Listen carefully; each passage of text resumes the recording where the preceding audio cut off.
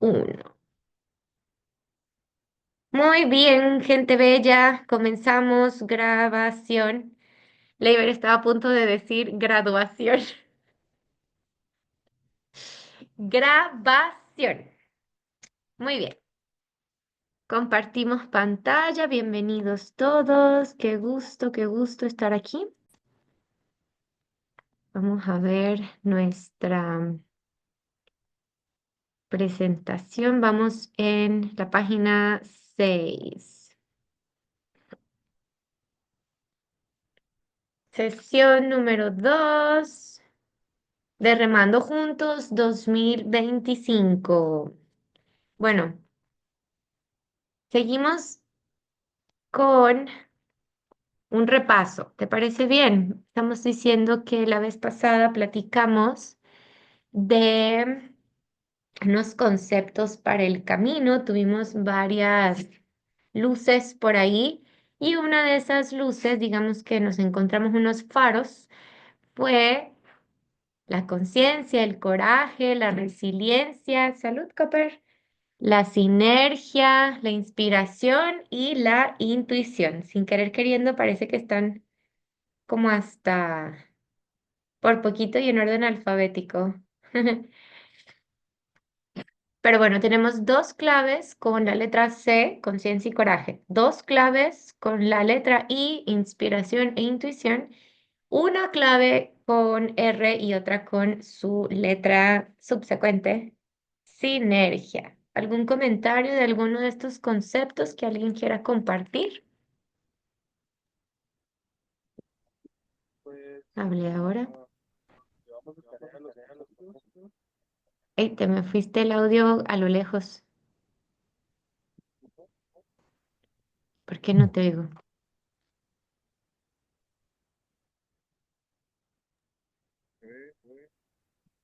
Te te escucho como si estuvieras en el planeta Júpiter. Ándale, no sé qué habrá Ahí pasado. está, ahí está, ahí ya te escuché perfecto. Y pues nos llevamos los conceptos como tarea. Ay, otra vez te fuiste lejos. Ay, ¿qué será? Regresaste. Bueno, Ya, que anda usted viajando por los planetas. yo creo que sí. Ahora sí que me decías de los conceptos.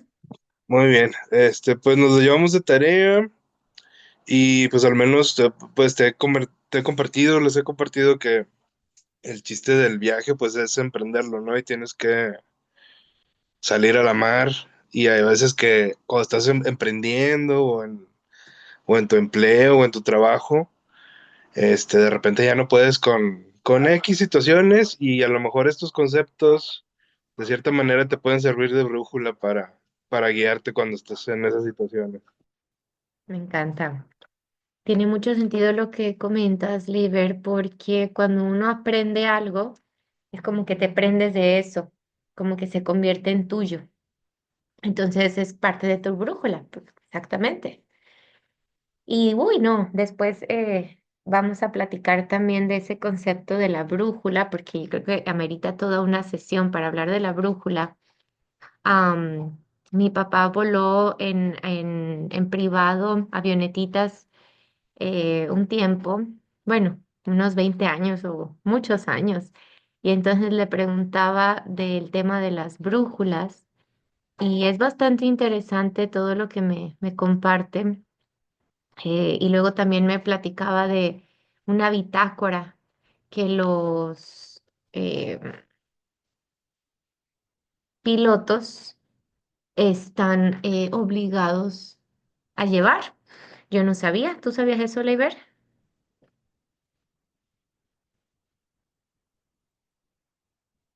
Bueno, ahora el micrófono está jugando con nosotros.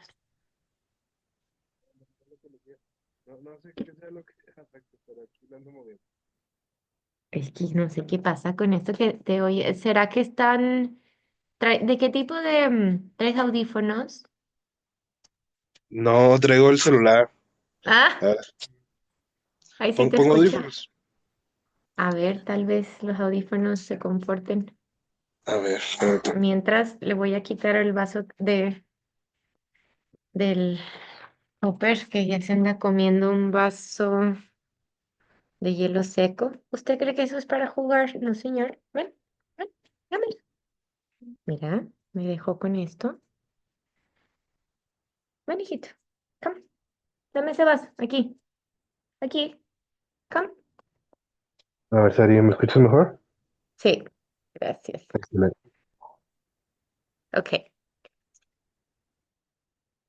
Entonces platicábamos de la bitácora.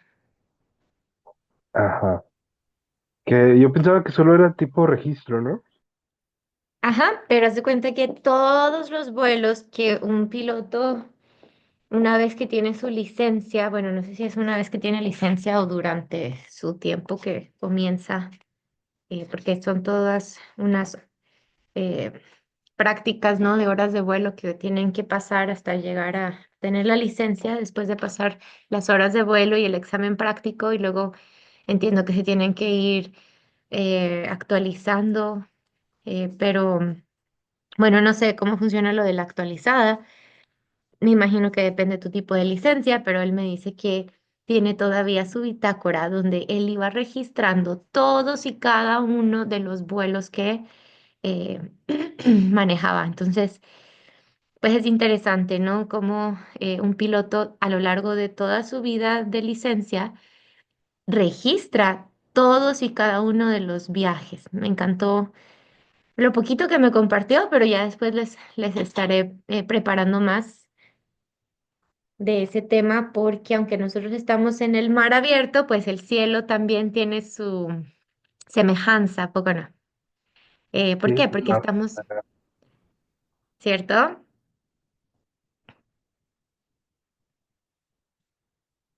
Porque estamos en un, ¿cómo te diré, Leiber? Estamos hablando de un, o sea, un espacio completamente, debe tener su palabra, pero es completamente abierto, ¿no? O sea, así como el mar abierto, pues el cielo abierto es en donde un capitán se tiene que sentir como en casa, ¿no? Aquí en la tierra, al manejar es mucho más sencillo porque tenemos carreteras, tenemos calles, tenemos nombres, tenemos puntos de referencia. Y bueno, en un mar o en un cielo, pues uno tiene que encontrar esos mismos puntos de referencia y las brújulas, pues se convierten en un instrumento, pues ahora sí que de vida o muerte, ¿no? Porque si no, pues ¿para dónde arrancas? ¿Dónde aterrizas, no? Y así. Entonces, bueno, ese concepto es interesante, ¿no? Como en un espacio tan abierto, uno de todas maneras tiene sus referencias y sus brújulas. Y entonces, esto que estamos viendo aquí de nuestros conceptos es una especie de referencia, ¿no? Y que estamos integrando a nuestra brújula. Sobre los conceptos, a mí me gusta mucho el del coraje, ¿no? Este, sabemos que viene del francés y que viene de la palabra corazón. Y nos decía Victor Coopers, no sé si alcanzaron a ver la grabación que compartí por ahí, pero está interesante porque menciona que el coraje es sacar lo mejor de ti en las situaciones adversas. No necesariamente es coraje como que hablando de la ira como tal, sino de una ira encausada, como de un valor que llevamos todos en el corazón. Y por eso también está esta frase célebre, digamos, que dice que el miedo no significa, no, el coraje o la valentía no significa la ausencia de miedo. ¿Qué te dice eso, Leiber? Que pues el coraje sería que aunque tengas miedo, pues actuar, ¿no? O sea, Ujú, que no te congele el miedo. ujú. Interesante, ¿no? O sea, que el coraje nos lleva a usar el miedo como un impulsor, como un motor, porque aunque sintamos miedo, podemos avanzar, aunque creamos o sintamos que nos es prácticamente imposible avanzar. Pero como decía Nelson Mandela, todo parece imposible hasta cuando. Hasta que lo ves realizado. Exactamente, hasta que se hace posible. Entonces es como pensar en los aviones, ¿no? todo parecía imposible que un artefacto tan pesado pudiese estar sostenido eh, en el aire, ¿no? Y deja tú eso que esté sostenido, que nos transportara de un país a otro en el aire, ¿no? Y con gente adentro. Entonces, bueno, todo parece imposible hasta que se realiza y se plasma posible. Todos los progresos, todos los avances, ¿no? Y me acuerdo también, por ejemplo, de Thomas Alva Edison. Acá tengo un libro que estoy también leyendo bastante interesante del ingeniero Salvador Alba. Y en un capítulo nos habla de este ejemplo de Edison. Y me parece que es en el capítulo donde habla de nuestro lugar en el universo, ¿será? O a lo mejor era en el primer capítulo. Vamos a ver. Dice por acá. No, creo que sí es en el primer capítulo. Primer capítulo él lo tituló El punto de partida. Y dice casi hacia el final. Hablemos de Thomas Alva Edison, que inventó, entre otras cosas, la bombilla. Dicen que realizó más de 5.000 intentos o experimentos antes de alcanzar el éxito. Imaginemos que se hubiera rendido en la primera ocasión, o en la segunda, o en la tercera, o en la 4.999. Para él no había límites porque sabía que cada intento no era un fracaso, sino una forma de ir descartando opciones y acercarse cada vez más a la solución. Mientras más avanzaba, más se motivaba. Interesante, ¿que no? Entonces, otro ejemplo de la vida contemporánea es mi amigo Josafat. Josafat, también les estaré compartiendo como recurso de esta sesión de hoy eh, su TED Talk. Hizo una plática o conferencia con TEDx y Josafat nos habla de su camino mientras estudiaba la carrera universitaria, casi por graduarse. Me parece que antes de graduarse, tal vez un año antes, en el octavo semestre más o menos, se fue de intercambio y estando en Europa, eh, quiso viajar creo que de Mónaco a Roma. Y entonces,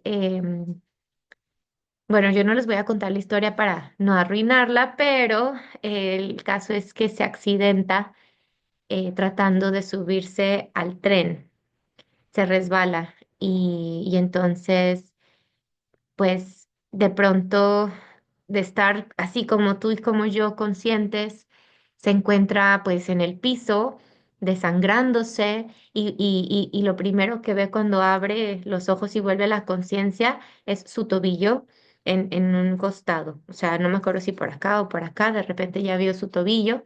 Y claro, lo primero que pensó, pues es hasta aquí llegué, ¿no?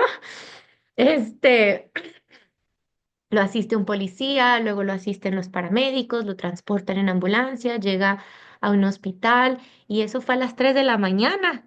Entonces, de aquí a que llegó el médico, ¿no? Porque cuando recién llega, pues lo atienden y para salvarlo tienen que cortar una pierna, amputar una pierna. Entonces, pues hasta que llegó el médico le diría, ¿no? Realmente en qué situación estaba, pero él no tenía el valor, comenta, para tocar en la cama a ver si tenía sus piernas. Y entonces él tuvo un momento para pensar y entonces dice, bueno, realmente no puedo culpar a nadie, no puedo culpar a Dios, ¿no? En ese momento que estaba en el piso, él pidió un chance más, porque todavía quería hacer muchas cosas aquí en este mundo. Y entonces, pues, se lo concedieron. Vivo estaba, ¿no? Y de pronto am, piensa, bueno, yo fui el que decidió bajarse del tren, yo fui el que decidió tratar de alcanzar el tren, ¿no? Y yo fui el que resbaló. Entonces, esto es responsabilidad y consecuencia mía y de nadie más.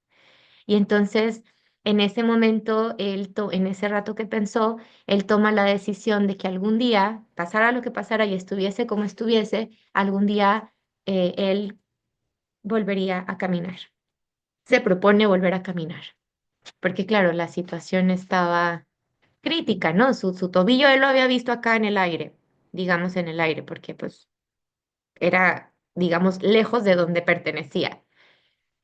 Y realmente en el momento del accidente, pues una de sus piernas se había, pues prácticamente amputado, ¿no? Por el movimiento del tren. Y entonces él no sabía qué había pasado con la otra pierna o con su pierna original, ¿no? Pero lo que sabía es que tal vez pues estaría en cama mucho tiempo y que tal vez tendría que hacer mucho de su parte para volver a caminar.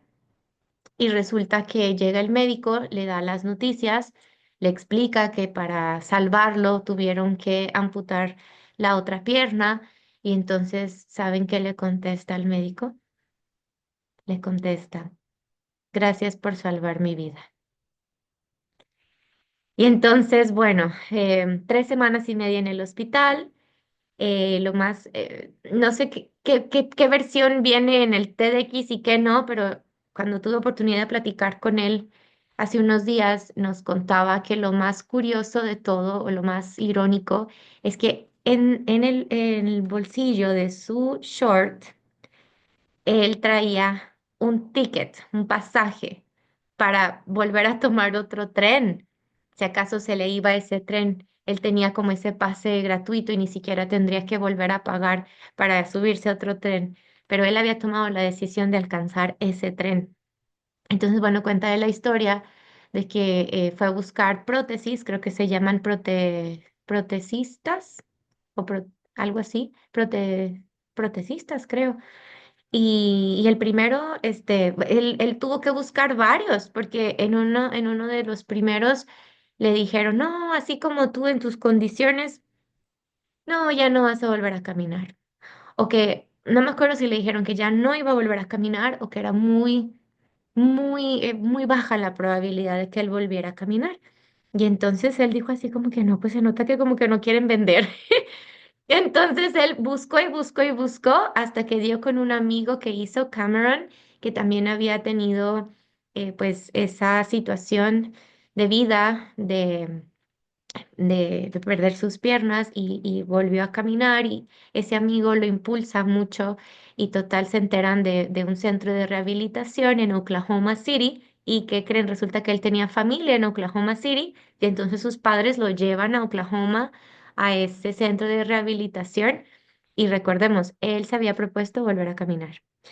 Hasta ahí dejo esa historia para que lo puedan ver completo en TEDx, pero lo que nos cuenta era que pues cada vez que él intentaba, cuántas veces no se habrá caído, ¿no? Al tratar de caminar con esos nuevos pies que tenía. Entonces, él decía que realmente las caídas lo impulsaban porque él sabía que estaba más cerca de cumplir su meta. Entonces, ¿qué nos dice esto? Nos dice uno, conciencia. ¿Por qué? Porque él tuvo su momento en cama para pensar antes de que llegaran las noticias oficiales, ¿no? Él pensó y pensamos gracias a la conciencia. Recordemos que los animales son bellos, pero ellos no saben que viven. Nosotros como seres humanos sabemos que estamos vivos. Y como dice el doctor Mario Alonso Push, eso también conlleva como otro enfrentamiento porque sabemos que vivimos, entonces también sabemos que un día vamos a dejar de vivir aquí en este cuerpo, ¿no? Entonces, eh, doctor Mario Alonso Puig tiene también toda una plática muy interesante sobre ese tema de realmente vivir viviendo, ¿no? A ver si la encuentro y también las comparto. Ya tenemos dos recursos para seguimiento de nuestra sesión para este mes. Y entonces, ¿qué más vemos en esta historia de mi amigo Josafat? Coraje, ¿a poco no, Leiber? Sacó lo mejor de él, lo mejor de su corazón, ¿no? Y todavía le dijo a su familia, no se preocupen, todos los planes siguen en pie. Voy a graduarme de la carrera de Contaduría Pública y Finanzas, voy a ponerme a trabajar en el negocio familiar y esto sigue. Entonces, coraje y bastante que tuvo, ¿no?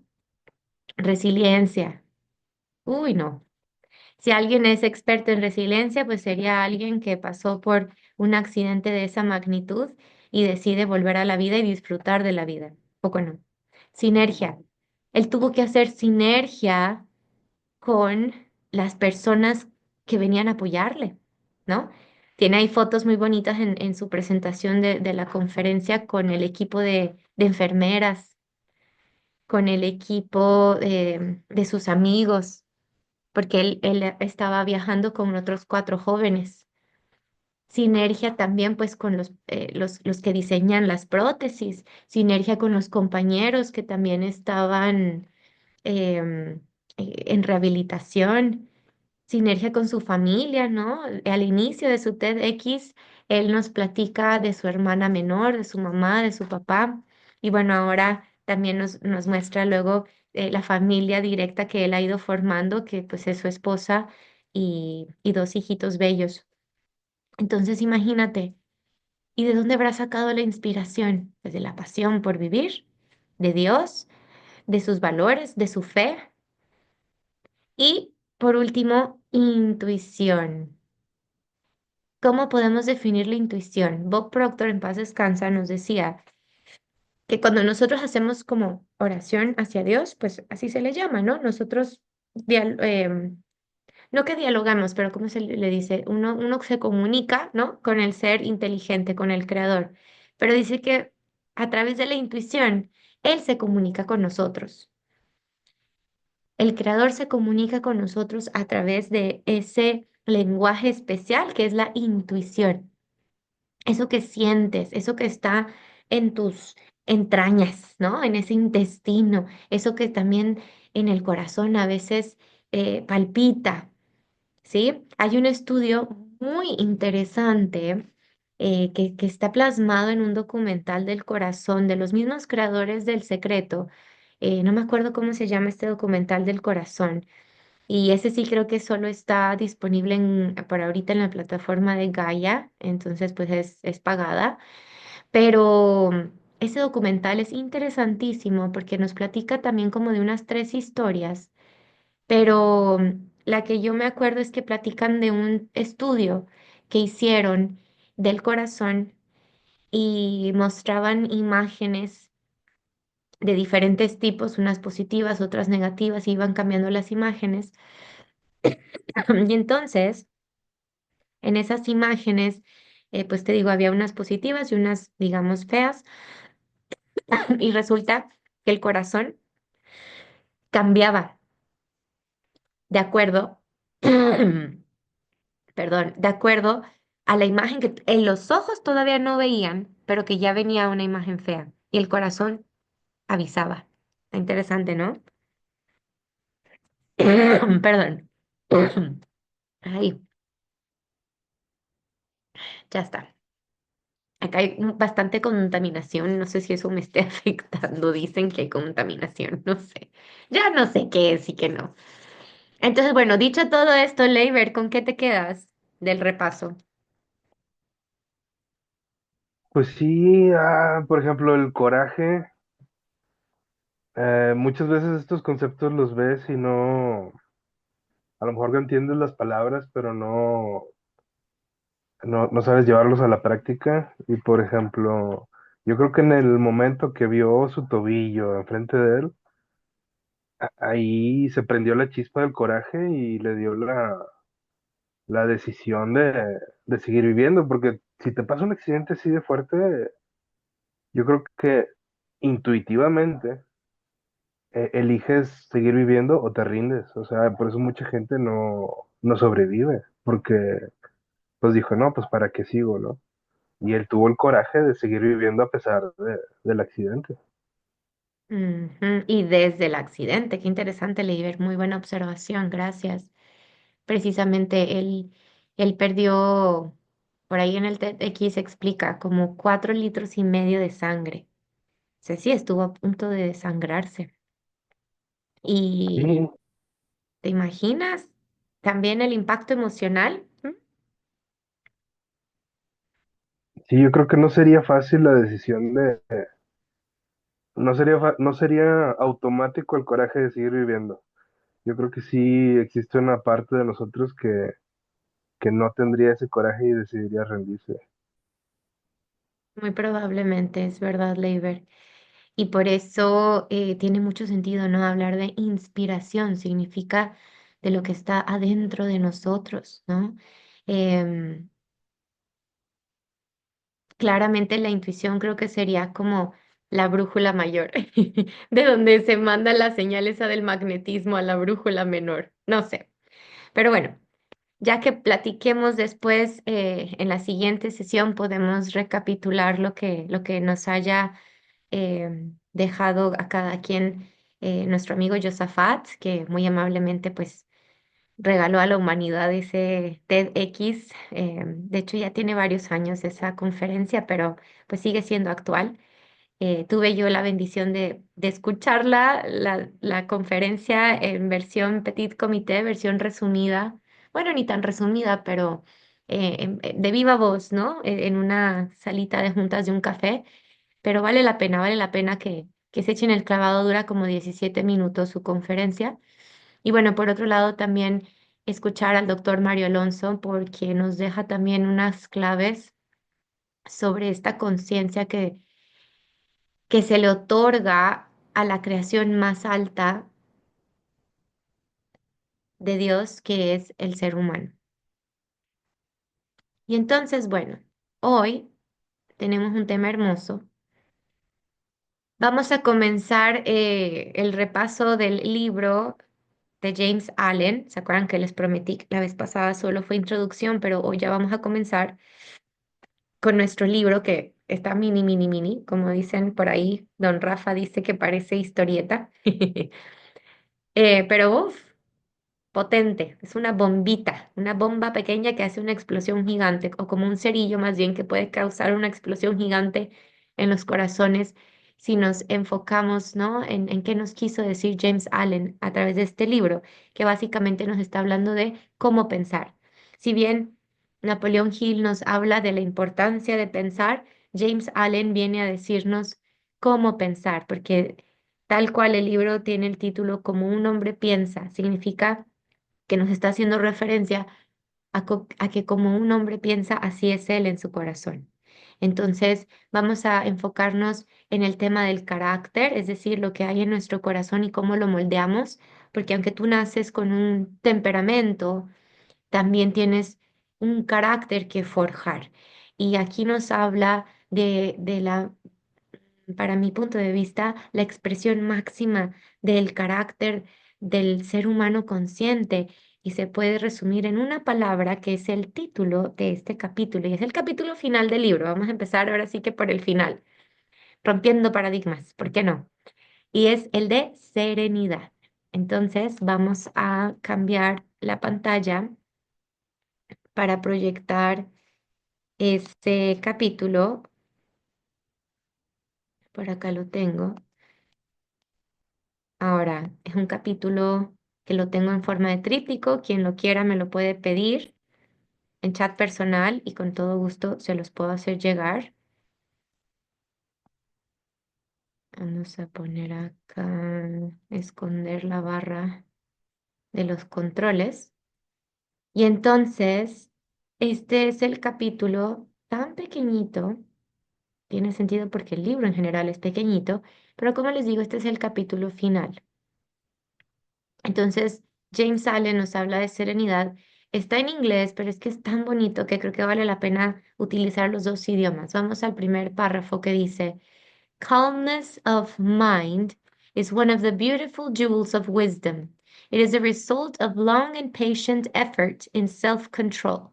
Its presence is an indication of ripened experience and of a more than ordinary knowledge of the laws and operations of thought.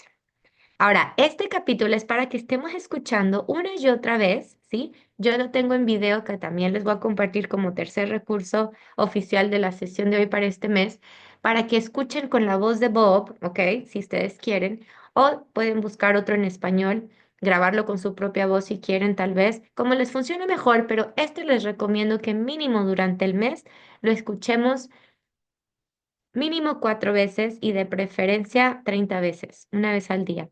Prometo que esto tiene un efecto en nuestro corazón hermoso, porque nos hace conscientes, nos da luz. Y Bob Proctor recomendaba a las personas que se sentían muy inquietas escribir el capítulo completo todos los días. Así es que cada quien decide cómo quiere trabajarlo, pero te prometo que esto viene a tener un impacto impresionante, iba a decir una redundancia por ahí, en, pues ahora sí que nuestro carácter. Entonces regresemos a qué nos dice el primer párrafo. Calmness of mind is one of the beautiful jewels of wisdom. Es decir, la mente en calma es es una de las joyas hermosas de sabiduría, de la sabiduría. Entonces, ¿qué es la calma? Es una joya de la sabiduría. ¿Sí? Quien no posee la sabiduría difícilmente va a poseer la calma en su mente. Como dicen, la mayor parte de nuestras batallas, ¿en dónde están? En la mente. Y la mente no es la cabeza ni el cerebro. Recordemos que solamente cerebro está en este círculo pequeño del cuerpo, pero la mente reina. Si tú dejas que este círculo grande sea tu mente, la mente reina sobre todo el cuerpo, incluidos tus tres cerebros y tus uñas y tus todas tus células, todo el sistema nervioso. Pero ¿qué es lo que reina sobre el cuerpo? La mente, y se divide en dos. No es exactamente así como es, pero por lo menos tenemos una imagen visual, ¿a poco no? Arriba está la mente consciente, think, y abajo está la mente subconsciente, believe, lo que tú crees, lo que tú sientes, la inteligencia emocional, tus programas, tus paradigmas, tus hábitos, todo eso está en ese subconsciente que tiene una conexión directa ¿con qué? Con el universo entero. Este subconsciente es poderosísimo, poderosísimo. ¿Y cuál es el rol de la mente consciente? Abrir y cerrar la puerta a la mente subconsciente. ¿Sí? Es un guardián. Pero eso no significa que todos estemos haciendo uso de esa conciencia o de ese libre albedrío. Albedrío, siempre lo digo mal, disculpen. Entonces, aquí vamos a ir entendiendo en este capítulo que nos deja James Allen hace 122 años, cómo es que nosotros podemos ir ejerciendo ese libre albedrío que el capitán está llamado a ejercer, que el capitán recibe como facultad. Y como resultado de la sabiduría encontramos calma en la mente. ¿A quién le gustaría tener más calma o vivir con más calma en la mente? A mí sí. ¿Qué pasa con una mente en calma? No se deja llevar por las olas, ni por los huracanes, ni por las circunstancias de vida, sino que desde adentro gira el timón, acomoda la vela, avanza, se para, se estaciona, se ancla, hace y deshace. Pero porque estamos hablando de lo que tú puedes controlar, que es tu mente. Parece prácticamente imposible mentir a veces, pero tú estás llamado a controlar tu mente. La mente, loca o no tan loca, no está llamada a controlarte a ti, pero se quiere adueñar a veces, ¿a poco no? Entonces, ¿qué más dice? It is the result of long and patient effort in self-control. Es decir, que la calma en la mente es el resultado de un esfuerzo. ¿Qué significa esfuerzo? Agregar energía a algo, agregar la fuerza de la energía a algo, ¿sí? Del esfuerzo largo y paciente en el autocontrol. Es la presencia de una indicación, de una experiencia cosechada. It is the result of long and patient effort and self-control. Its presence, su presencia es un indicador. Its presence is an indication of ripened experience and of a more than ordinary knowledge of the laws and operations of thought. ¿Qué nos dice esto último? Y de un conocimiento y entendimiento más bien, más de lo ordinario, de las leyes. ¿De qué leyes estamos hablando? Universales y de las operaciones del pensamiento, es decir, que uno entiende cómo opera el poder del pensamiento. Y donde dijimos que existen las facultades de pensar en la mente consciente. ¿Vamos bien? Entonces, vamos a ver el último y con eso nos vamos a quedar por hoy. La siguiente sesión vamos a hacer la siguiente parte y así nos vamos. A man becomes calm in the measure that he understands himself as a thought evolved being. Un hombre se convierte en un hombre calmado en la medida que, ¿qué? Que se entiende a sí mismo como un ser evolucionado en pensamiento. For such knowledge necessitates the understanding of others as the result of thought. Dicho entendimiento requiere también entendimiento de otros como un resultado de qué? Del pensamiento. Es decir, que a medida que yo me entiendo a mí mismo, entiendo a los demás. And as he develops a right understanding, y mientras él desarrolla un entendimiento recto, recto o correcto, y ve más y más claramente las relaciones internas de las cosas por la acción de la causa y efecto, otra ley universal, causa y efecto. He ceases to fuss and fume and worry and grieve. ¿Qué significa ceases? Es decidir que ya no más. Deja de hacer drama prácticamente. Eso significa fuss and fume. Él opta por terminar el alboroto, fuss and fume, y la preocupación y el sufrimiento, and worry and grief. Bueno, eso es todo un tema, el sufrimiento, ¿verdad? Hay varias posturas, pero claramente fuimos creados para ser felices y ser felices no es lo que Hollywood dice, pero claramente también nos invitan constantemente a confiar desde lo alto. Entonces, el ser que entiende la relación entre las cosas, las relaciones internas de las cosas por la ley, por la acción de causa y efecto, determina dejarse de alborotos y de preocupaciones. Y se mantiene, y estas palabras son hermosas, and remains poised, steadfast, serene. Esas tres palabras les invito a que las busquemos en el diccionario porque son palabras hermosas que James Allen tenía ese eh, detalle de siempre escoger palabras elegantes y hermosas, pero es como que se mantiene elegante, se mantiene estable, se mantiene sereno. Sí, entonces, bueno, hasta ahí vamos por ahorita. Después vamos a hablar de otra descripción de la calma en el hombre en la siguiente sesión y luego de cómo los demás son con él al ser un hombre calmado. Claro que mi parte favorita es la parte final de este capítulo, pero creo que vamos a ir poco a poco avanzando en el desarrollo del capítulo este hasta que lleguemos al entendimiento de la fuerza que tiene el final del capítulo y a su vez es el final del libro.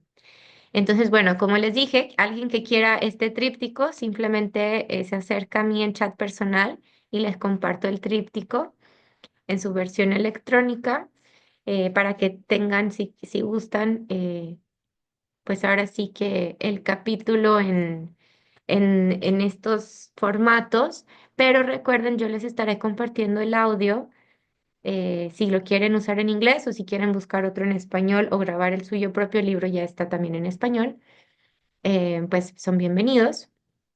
Lo vamos a estar escuchando completo, ¿ok? Todo este mes hasta nuestro siguiente encuentro en tierra firme, que va a ser nada más y nada menos que la semana del 5 de mayo para que lo tengamos ahí medio presente y bueno, sujeto a votación la fecha final, pero la semana del 5 de mayo, con favor de Dios. Y bueno, pues vamos a pasar a las conclusiones del día de hoy.